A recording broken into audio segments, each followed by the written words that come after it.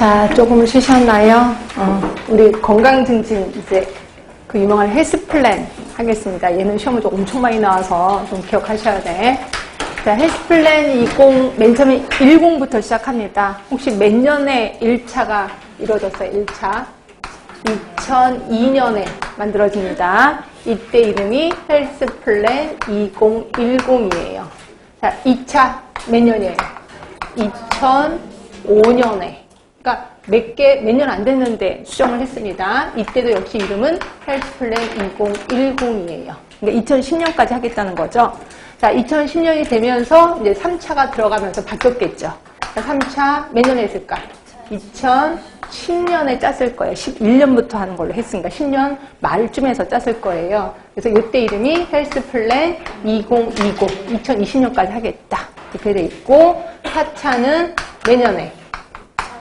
2016년, 뭐 5년 말에 했고 16년부터 시행을 된 거죠. 그래서 이때도 역시 헬스 플랜 2020이 되는 거고, 제목만 보면 10년 계획이에요. 그런데 중간에 바뀌었기 때문에 5년짜리 계획이겠구나, 이게 생각하시면 돼. 그러니까 이거는 5년 계획도 맞고 10년 계획도 맞아요. 근데 만약에 보기 중에 5년, 10년 다 나오면 나도 몰라. 그건 어떻게 될지. 하여튼 얘는 제목 보면 10년이고 뭐 도중에 바꿨으니까 5년 계획이다. 이렇게 보시면 될 것 같고요.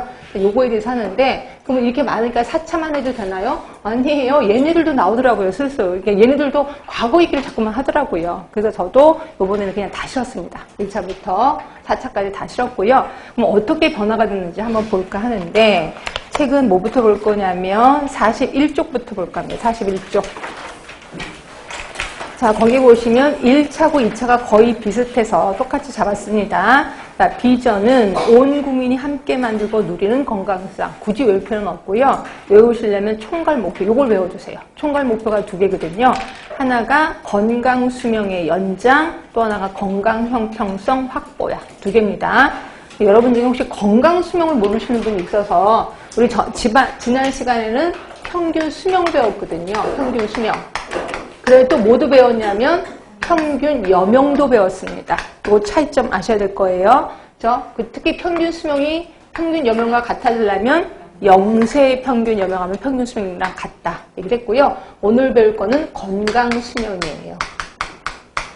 건강 수명은 뭔데? 그러니까 건강한 채로 몇 살까지 사느냐, 평균적으로. 그죠? 그 나이가 지나가면 아플 수도 있다라고 보는 거죠. 그래서 이걸 왜 건강 수명으로 보고 있는데, 헬스 플랜에서는 건강 수명의 목표가 있습니다. 맨 처음에 2010일 때는 몇 살로 잡았냐면 72세로 잡았고요.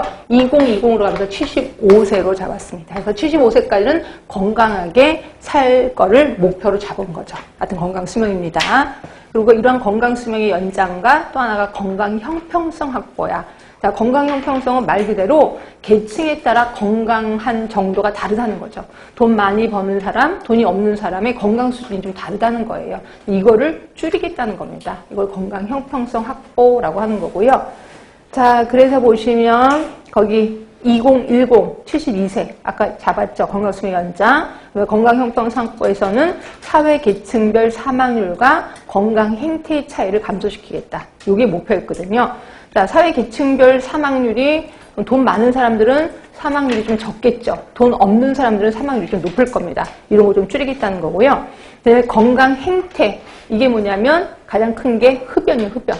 그래서 담배를 대부분 돈이 없는 사람들이 담배를 좀 많이 피고 돈이 많은 사람들은 담배를 잘 안 피거든요. 그래서 이러한 행태의 차이를 감소시키겠다라는 게 형평성 확보의 목표였었다라고 보시면 되고, 자, 그러기 위해서 4개의 사업을 합니다. 자, 건강생활 실천 확산. 그 제목만 보고 있습니다. 예방 중심의 건강관리, 인구 집단별 건강관리, 그 다음에 건강 환경 조성. 그래서 크게 4개의 사업을 했는데, 이 중에서 그러니까 역점을 둔 게 건강생활 실천 확산이에요.